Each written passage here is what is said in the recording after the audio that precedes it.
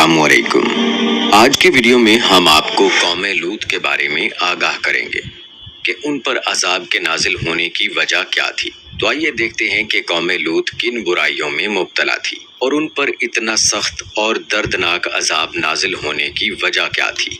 हजरत लूत अलैहिस्सलाम ये हजरत इब्राहीम अलैहिस्सलाम के भतीजे हैं।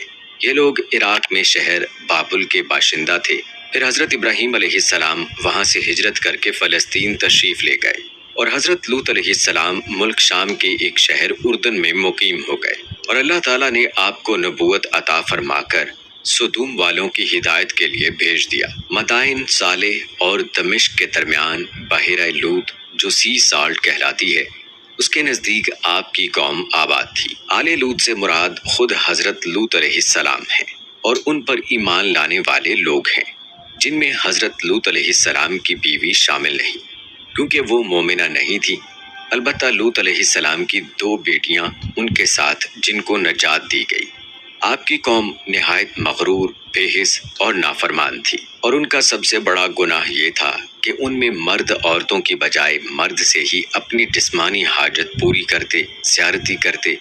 शहर सुदूम की बस्तियां बहुत आबाद और निहायत सरसब्ज़ो शादाब थीं और वहाँ तरह तरह के अनाज और किस्म किस्म के फल और मेवे बकसरत पैदा होते थे। शहर की खुशहाली की वजह से अक्सर जा बजा के लोग मेहमान बनकर उन आबादियों में आया करते थे और शहर के लोगों को उन मेहमानों की मेहमान नवाजी का भार उठाना पड़ता था।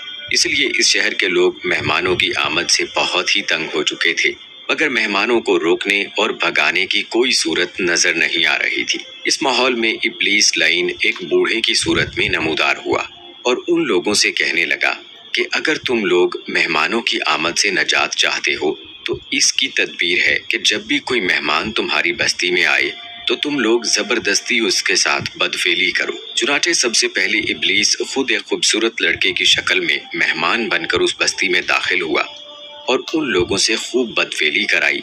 इस तरह ये फेले बद उन लोगों ने शैतान से सीखा।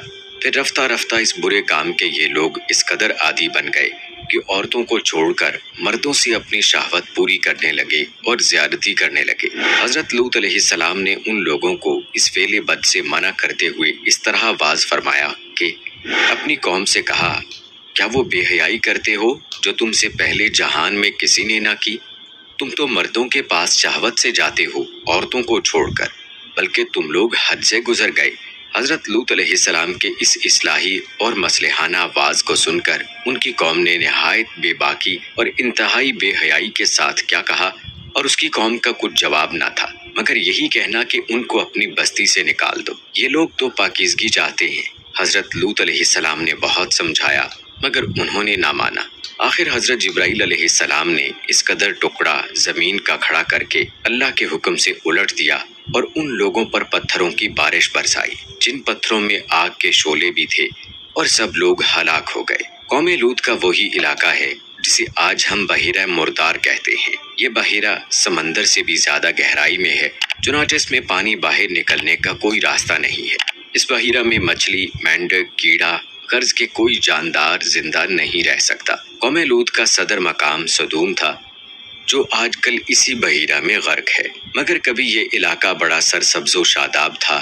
गल्लों और फलों की कसरत थी। यहाँ कम अज कम 5 खूबसूरत बड़े शहर थे जिनके मजमुआ को कुरान करीम ने मुतफिका और मुतफकात के अल्फाज से बयान किया है।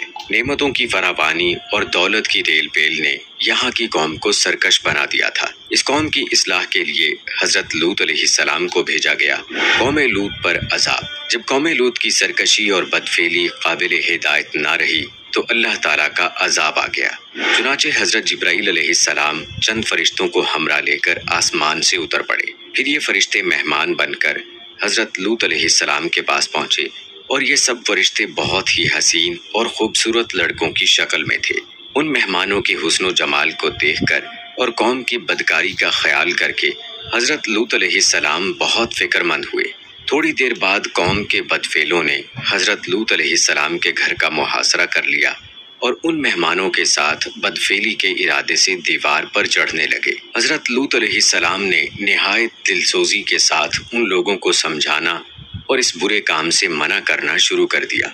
مگر یہ بدفعل اور سرکش قوم اپنے بیہودہ جواب اور برے اقدام سے باز نہ آئی، تو آپ اپنی تنہائی اور مہمانوں کے سامنے رسوائی سے تنگ دل ہو کر غمگین اور رنجیدہ ہو گئے۔ یہ منظر دیکھ کر حضرت جبرائیل علیہ السلام نے فرمایا کہ اے عز و جل کے نبی، آپ بالکل کوئی فکر نہ کریں، ہم لوگ اللہ تعالیٰ کے بھیجے ہوئے فرشتے ہیں جو ان بدکاروں پر عذاب لے کر اترے ہیں، لہٰذا آپ مومنین اور اپنے اہل و عیال کو ساتھ لے کر صبح ہونے سے قبل ہی اس بستی سے دور نکل جائیں، اور خبردار کوئی شخص پیچھے مڑ کر اس بستی کی طرف نہ دیکھے، ورنہ وہ بھی اس عذاب میں گرفتار ہو جائے گا۔ چنانچہ حضرت لوط علیہ السلام اپنے گھر والوں اور مومنین کو اپنے ہمراہ لے کر بستی سے باہر نکل گئے۔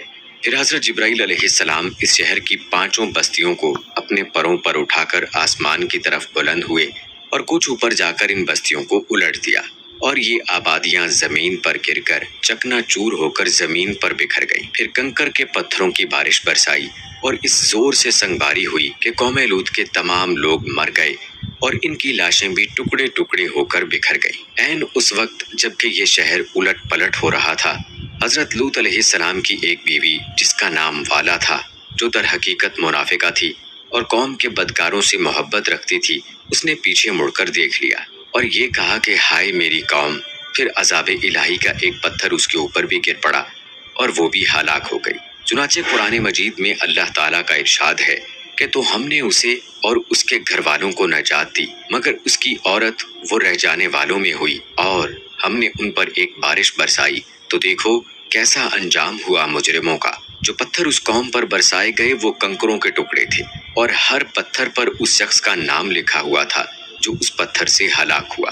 قرآن کریم کی سورہ عنکبوت کی آیت نمبر 35 میں اللہ تعالیٰ نے قوم لوط کی تباہی کی طرف اشارہ کرتے ہوئے بتایا ہے کہ قوم لوط پر عذاب نازل کیا گیا، مگر ان کے تباہ شدہ شہر کو آنے والے انسانوں کے لیے عبرت کے طور پر باقی رکھا۔ اللہ تعالیٰ فرماتے ہیں اور ہم نے اہل خرد کے لیے کچھ واضح نشانیاں باقی چھوڑ دی۔ قرآن کی وضاحت کے باوجود قوم لوط کے تباہ شہر کے بارے میں آج تک انسان کسی نتیجے تک نہیں پہنچ پایا، مگر حال ہی میں امریکی ماہرین ارضیات و آثار قدیمہ نے 10 سال کی تحقیق کے بعد یہ دعویٰ کیا ہے کہ وہ اردن میں قوم لوط کے تباہ ہونے والے شہر کو دریافت کرنے میں کامیاب ہو گئے ہیں۔ قوم لوط کے تباہ شہر سدوم کے کھنڈرات تل حمام کے مقام پر پائے گئے ہیں۔